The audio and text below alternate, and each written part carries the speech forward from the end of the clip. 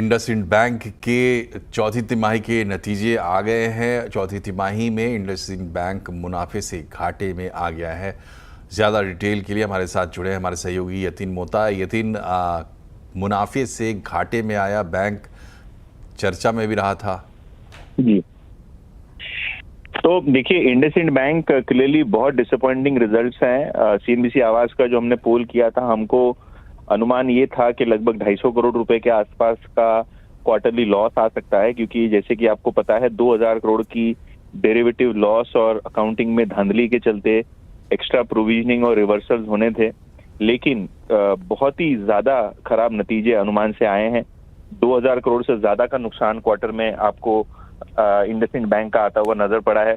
सबसे हैरानी की बात यह है कि ये जो 2200 करोड़ के से ज्यादा का लॉस है, यहाँ आप देखेंगे तो जो नेट इंटरेस्ट इनकम है, यहाँ भी काफी सारे रिवर्सल देखने को मिल रहे हैं।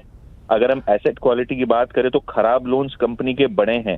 दूसरे प्राइवेट बैंक जहाँ एसेट क्वालिटी में सुधार देखने को मिला है, इंडसइंड बैंक का Q4 का ग्रॉस एनपीए लगभग 3.13% आया है, जो पिछले क्वार्टर 2.25% था, और नेट एनपीए करीब 1% के आसपास आया है, जो पिछले क्वार्टर लगभग 0.68% था। तो एसेट क्वालिटी भी खराब है, लॉसेस भी ज्यादा है।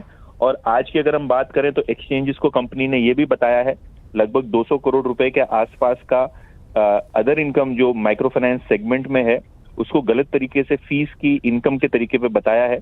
और कंपनी अभी फ्रॉड के मामले में अभी जानकारी और जांच कर रही है, और जो एम्प्लॉयज इसके ऊपर रिस्पॉन्सिबल है उस पर फ्रॉड की कार्रवाई की जाएगी। तो इंडसइंड बैंक की अगर हम बात करें तो दिन ब दिन आपको चीजें खराबी दिखती हुई नजर पड़ रही हैं, और जो रिजल्ट्स हैं उसके अलावा भी जो फ्रॉड के मामले हैं ये उजागर हो रहे हैं क्वार्टरली नंबर्स में और ऑडिट रिपोर्ट में।